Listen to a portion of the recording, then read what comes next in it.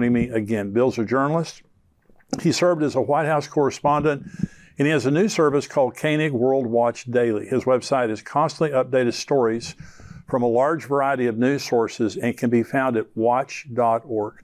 Bill's passion is the nation of Israel, and he is with me today to talk about what's happening currently in Israel and what it means. Bill, thank you for joining me. Thank you, Jimmy. Appreciate it. Well, it's really a bad situation in Israel, and I know that people have been watching the things that are happening in the news. You're over there a lot. You're very connected to Israel, and you have your Jerusalem prayer breakfast that you do. I think you do those all over the place. All over the world. All over the world.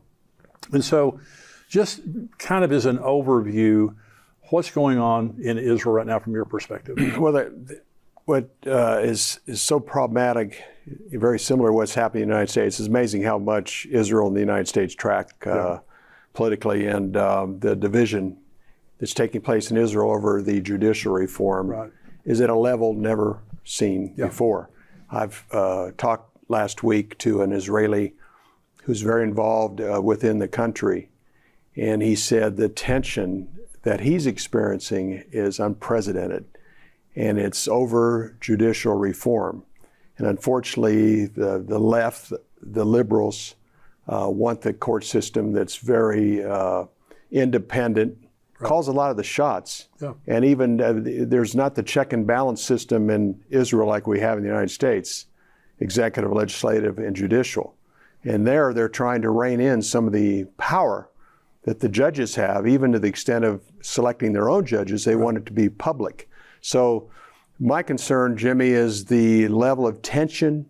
They've even talked about a civil war. I don't think it'll get to that, but it is at a level that we haven't probably seen, especially since the modern state of Israel. I've never, there's always tension in Israel on some level. Absolutely. Let's talk about their government, because I want to be respectful. I love the Jewish people. You and I both wholeheartedly support the Jews in the state of Israel. They have a terrible government. I mean, their form of government is not like anything I've ever heard of before.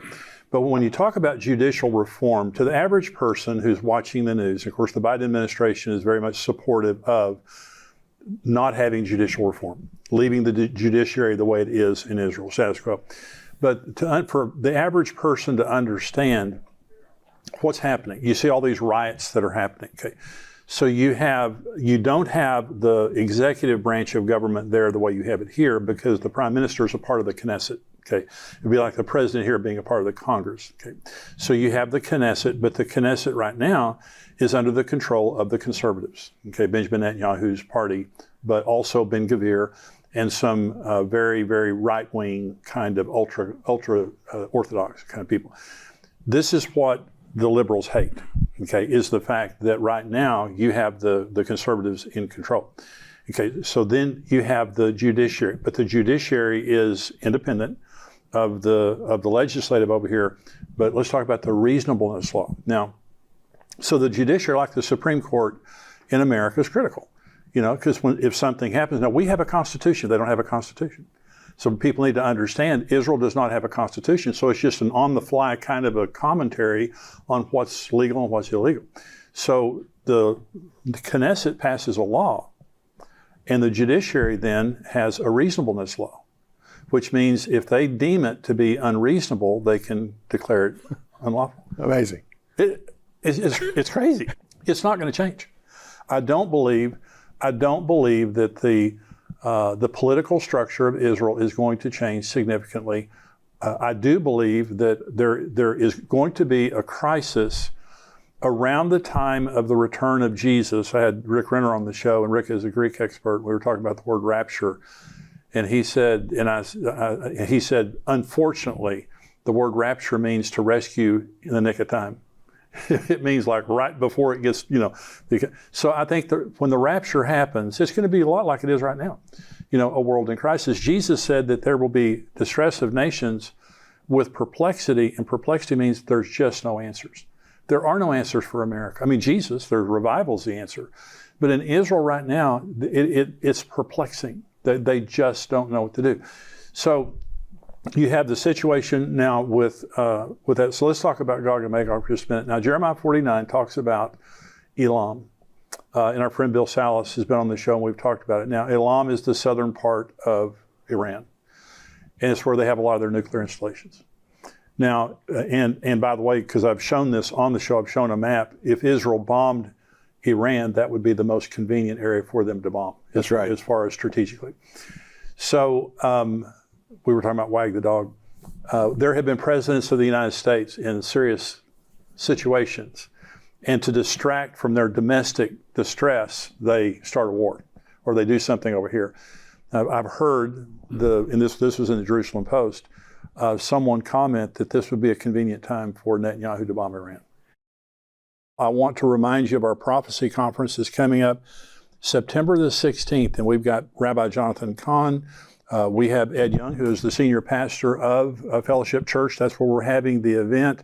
Dr. Mark Hitchcock, Billy Crone.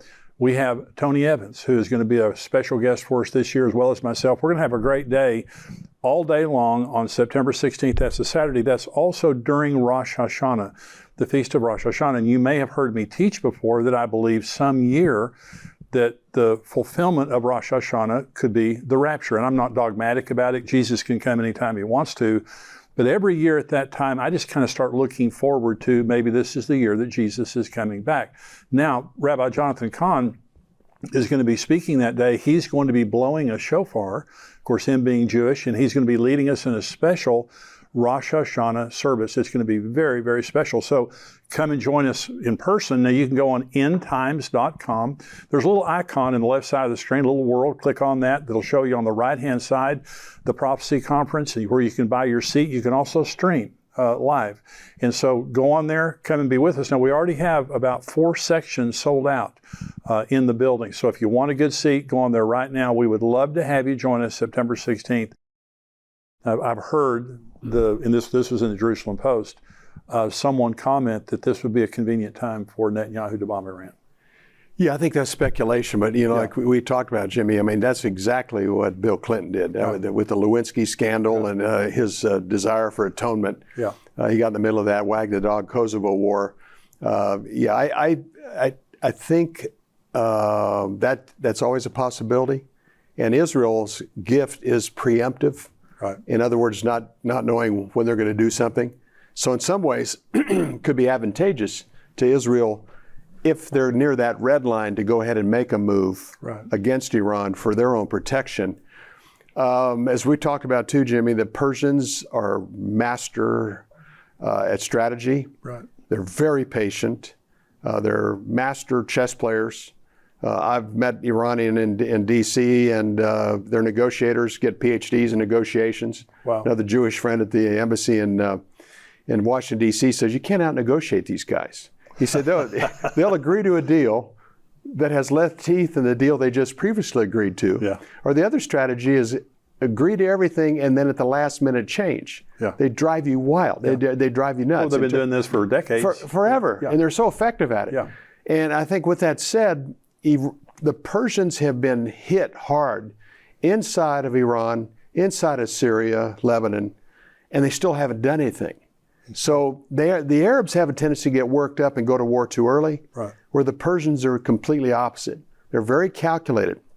So as gifted as Israel's defense and security is, and that's part of the reason they're talking to the United States about normalcy with Israel right now, because they're concerned about Iran, even though they have relations now or are talking now. It's the playing field of Gog Magog, 39 and Ezekiel, and also Jeremiah 49 is playing out right before our eyes. For guys like us, this is an exciting time. Yeah. It's serious, it's ominous, but boy, the pieces are falling into place. And at some point, the Prime Minister of Israel is going to have to make a difficult decision, along with the defense. When you start talking about reservists and others not willing to participate because of judicial reform, that's a very precarious, dangerous time for a country that needs to be war ready and not a division within their defense industry. Well, they had a military exercise last year, things called Chariots of Fire, was all of their military branches practicing bombing Iran. And by the way, America was a part of that. They put 5 billion shekels in their budget, I think it was last year, maybe this year, to bomb Iran. And then to respond, when all the proxies of Iran go crazy after they get bombed. And so the Jeremiah 49, the Elam, and this is my opinion, but what I believe is going to happen at some point, Ezekiel 38, God says, I'm going to put a hook in your jaw. And in other words, this is going to be my decision, not your decision. Amen. I'm going to provoke you into doing what you're going to do. It's going to be on my timetable. So the hook in the jaw was an animal hook. And so when you had a stubborn animal that wouldn't do what you want to do, you put a hook in its jaw and you drug it around like a donkey. Well, that's what this is. So God says, I'm going to put a hook in your jaw. Well, if Israel bombed Iran, it would be the most provocative thing they could possibly do. First of all, Russia has been warning America and Israel for years, if you bomb Iran, you've got us to account to. Now, there are Russian scientists all through the Iranian nuclear installations. So there can be some Russians die if they bomb Iran. So Jeremiah 49, Elam, and it says in Jeremiah 49, it'll never be inhabited again. And the dispersed of that area will go to every area of the world. Well, that's a major nuclear event. Either an accident that happens, could be, but it says, I'm going to knock the bow out of your hand. And in other words, it's a judgment against the leaders of Iran. That's right. So this is going to happen. Okay, so they practiced for bombing Iran. Then they practiced for defending their borders once it was over with. That's exactly what's going to happen. Hezbollah, Hamas, all of them, they're going to go crazy. So Syria, Russia. So you have the Psalm 83 war that Bill Salas talks about, which is a regional war where the Israelis are attacked by their regional neighbors, including Jordan, and there's a supernatural victory that happens in that. Then you have the Gog-Magog war, Ezekiel 30 and 39, which is a broader regional war where you have Russia, Iran, Turkey, all the different nations that come in. This is my opinion. I think that's the order. I think it begins with Jeremiah 49. That's the hook in the jaw. I believe immediately you have the regional conflict of Psalm 83, followed by the Ezekiel 38 and 39. It could happen in a matter of 2-3 days. Thank you for joining me today on Tipping Point. I hope that you enjoyed it. I hope you'll subscribe here to our YouTube page, and also that you'll become a subscriber of endtimes.com.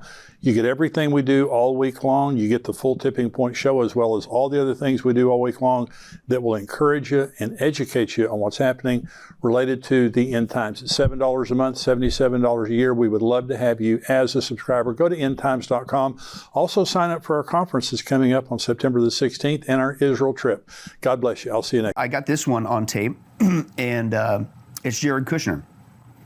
And I couldn't believe it. My jaw dropped on this one. And he's doing another interview. I don't think it was even related towards transhumanism, but these people, it comes out. And he's doing this interview, and on the interview he says, ever since I've been left the White House, I've been focusing on my working out a lot and trying to stay in the best shape that I can because, and he just nonchalant just pops it out there. He says, because I believe my generation will be the last generation to die and the first generation to live forever. And then moves on as if, don't we all know this? And on and on and on it goes. Speaking of the World Economic Forum, the big science, if you will, bulldog for Klaus Schwab and the gang, the World Economic Forum is a gentleman named Yuval Noah Harari. And he's done interviews on tape, in your face, some of the most disturbing, sickening things. But he tells you, again, evil likes to brag, he tells you what they're bringing with this great reset. Not just economic, it's a human reset, human 2.0. And he says there, not only are we going to be basically the last real human species, our generation, they admit it. And they say if anybody refuses, you're going to become a subspecies like chimpanzees. It's all on tape. But then he even goes on to say he mocks God. He mocks Jesus Christ, which again, I'm not saying he's the Antichrist, but it reminds me of Revelation 13, speaking of the Antichrist and the false prophet, and they blaspheme the name of God in heaven. And this guy does that too. And he basically says, and this is a quote, I just watched it again last night. He says, and we don't need to wait for the second coming of Jesus Christ to become immortal. We can become immortal ourselves, he says, and he mocks Jesus and says, even a couple geeks in the lab can do it. And the person interviewing him goes like, is this really real? He says, yes. And then he goes on to talk about how Google, and he mentions even Silicon Valley.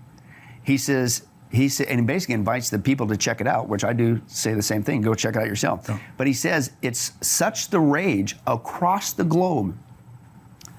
He says it isn't just Google, it's people across the planet, politicians, global leaders, but tech moguls. He says they went from focusing on how to fix computer problems to how to fix the human problem of death. And they're all in a race for immortality. Yeah. This is what's really going on behind the scenes. And believe it or not, it all ties again together with the COVID agenda, the Plandemic, that has not stopped. That was just the starting point, right? But it's continuing to advance, believe it or not, to then pull off what they want to pull off, and that is a reset of humanity.